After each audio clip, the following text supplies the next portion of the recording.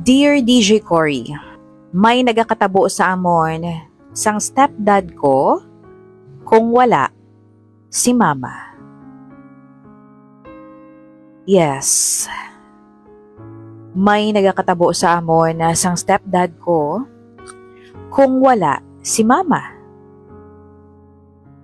Kaya wala lang permi si mama sa balay tungod sa trabaho niya. Tani, wala sang may ma-judge sa story ko kay tawo lang ako. Tawo nga nagpalangga sa sala nga tawo. Itago lang ako sa ngalan nga Clint, not my real name. Isa ka adlaw na balitaan ko na lang kay auntie nga ginapasugat ako kuno kay malupad kami pakadto sa Australia. Sa umpisa, nagalibog ang ulo ko kay ang matuod nga tatay ko wala man labot sa akon. Ara siya permi sa mga half-brothers ko, gani nagpasugot na lang ako. Nakibot na lang ako sang pag-abot namon sa Australia ato si Mami, may upod nga lalaki, Australiano, Aussie. Ang rason, kung nga ginapasugat niya ako, kalaslo na siya gali sa lalaki nga ato. Nga wala niya man lang ginistorya sa akon, bisan ka isa. 2 years na gali sila. Si Tito Colin, not his real name. Same age sila. Bagay gid gani sila eh. Gwapo si Tito Colin, kagwapa man ang mami ko. My mommy asked kung okay lang ko no sahon. I agreed. I agreed naman because I believe she deserves to be happy. They got married a week after pag-abot ko sa Australia, kagin padali ni mami ang sponsorship sa ako nga citizenship para dito na ako mag-star upod sa iya kag sa bana niya. Kay Daddy Colin gali. Malipayon kag matawhay kami nga nagaupod nga tatlo sa sulod sang 3 ka tuig. Permi kami naga-istoryahanay, nagakadlawanay, naga-bonding over barbecue sa backyard. Mga permi ginahimo sang isa ka happy family. Vibes kami ni Daddy. He became a very good stepdad to me. In fact, feel ko nga mas closer ako sa iya kaysa matuod ko nga tatay. Pero pagkatapos ng 18th birthday ko, nagsipak na ako kay Mami kag kay Dad. College na ako sadto kag nagatrabaho sa isa ka fast food chain. Para mangin independent na ako kag hindi na magsalig sa parents ko. It's a cultural thing in Australia that you are expected to be independent once you reach the age 18. And then one day, gintawagan ako ni Mama nga nagahangyo siya nga kung pwede mabalik ani ako sa balay tungod wala upod si Dad kag Leslie, ang utod ko kay Mami kag kay Dad Colin. Si Leslie 2 years old pa lang. Gina-explain ni Mami nga wala sang may inalungong si Dad sa pag-alaga sa bata, gani nagpasugot ako. May 2-month trip si Mami sa New Zealand. Isa siya ka head chef, kag may gina-offer ko no ang boss niya nga work trip. Kag increase sa salary kung batunon niya. So, amo to, nagpa New Zealand na siya, kag nabilin ako sa Sydney upod si Dad kag si Leslie. Sa paglakat sang inadlaw, may na-notice ako kay Dad. Permi siya nagainom, kay na-retrench siya sa iyang trabaho. So, permi lang siya sa kwarto. One time gani pag-abot ko sa balay, wala si Mama. Si Leslie nagahibi sa crib niya. Samtang si Dad, ara lang sa kwarto niya, nagainom. Actually, daw nangin iyaya ako sa balay sang time na to. May school pa ko, then ako pa gahimo sa mga hilikoton sa balay. Fast forward, naglakat si Dad kag nagpauli nga hubog. Gindulong siya sang isa ko ka tito. Damo ko na siya sang nainom kay na-miss niya ko ng mommy ko. Ginalalayan ko siya pakadto sa bedroom nila ni Mom. Kag naghigda kami sa kama. He was really wasted, like hubog-hubog siya. Ginubahan ko siya, not in a bad way, kundi para lang sibinan siya. Ang lawas niya nga pwede ka pasar for a 25-year-old, bisan 41 na siya. And by the way, isa ako ka bisexual. But I was never out. Hindi ako out sa pamilya ko, sa friends ko, because I always give a damn what would my real tatay and stepbrothers say and do. Na-feel ko nga naga-compete sa ako ng mga stepbrothers ko. Kag hindi ako gusto katagaan sila sang ammunition nga pwede nila magamit sa akon. Kag amo na ang akon nga sexual identity. So, naging discreet ako while nagka-girlfriend ako sang una. Wala pa ako kaagi sang same-sex relationship, even sang college na ko. And honestly, dugay na ko nga may gusto kay dad. My stepdad. Attracted ako sa older men. Men who are at least years older than me. Men who are half my age. My daddy. Siguro, tungod I lacked a father figure, hindi ako close sa ako doon nga tatay. He was never really there for me. So yes, Daddy Colin was my daddy crush. Gusto ko siya sa una ko pa lang pagkakita sa iya. Sino ba lang hindi magkagusto sa iya? He's got blue eyes with curly hair and nice smile. And most of all, he's very masculine and toned sa edad na 41 years old. Gusto ko si Daddy. That's why permi ako nagadikit sa iya sang wala pa ako naghalin sa balay.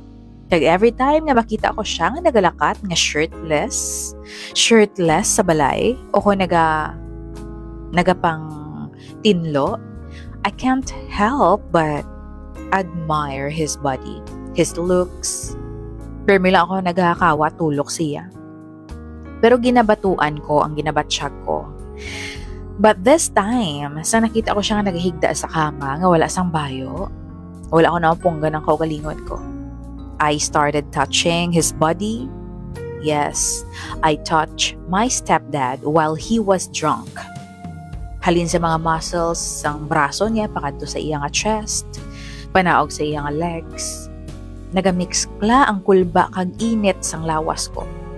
It was my first time doing it to a man. Kay Daddy Colin pa. Nabatsyagan ni Dad ang ginahimo ko kag ginuyatan niya ang kamot ko. Kagin-guide niya inipakadto sa iya nga private part.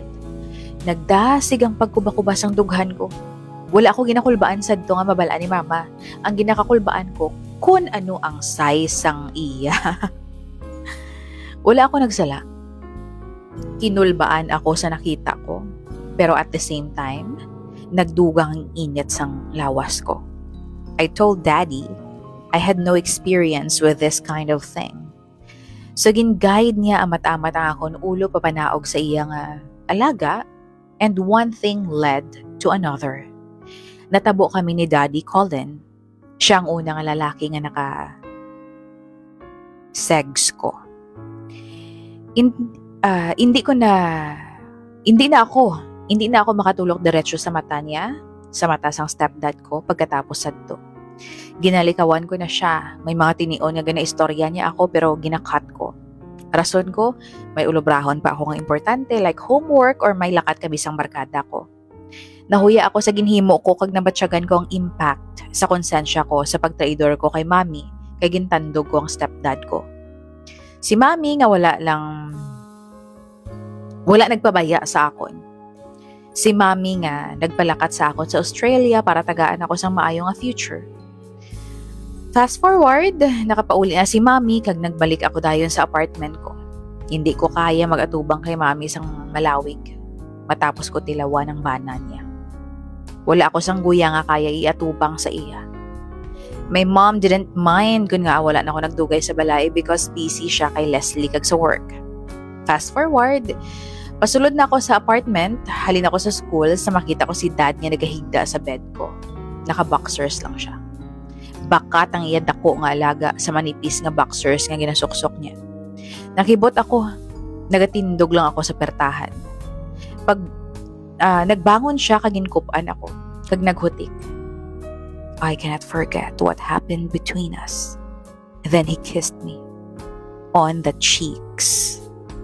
Daw mahibi ako sa ginabatsyag ko sang amot nga oras. Ginalukan ko man siya. Kag nasulit liwat ang natabo sa amon, nagpadala na naman ako sa init sang lawas ko. Nag-guilty na naman ako sa pagluib namon kay Mommy. The next day, ginambalan ko si Dad nga untato na namon ang ginahimo namon pero hindi siya magpasugot. Nagkakakonsensya ako pero mahuyang ako. Kami. Ang ending, kung magkita ay kami, may nagkakatabo sa amon, sa apartment ko. O kung sa balay nila ni mom. Kaya wala permi sa balay si mom. Amo ng scenario namo ni daddy for 4 years. Fast forward, naka-graduate na ako sa college, wala ako naka-attend si mom sa akon na graduation kaya ara siya sa New Zealand for work. Nag-celebrate kami ni dad and I had sex all night. Ang tanang nga gina-fantasize ko nga makita lang dati sa mga movies, nagkakatabo gid man gali in real life. Kag na-experience ko with dad, ang stepdad ko. Yes, it actually happens. Ako mismo ang makapamatuod sina. It was addictive. Kabalo ako nga sala ang ginahimo ko, ginakonsensya ako, but I just can't resist dad.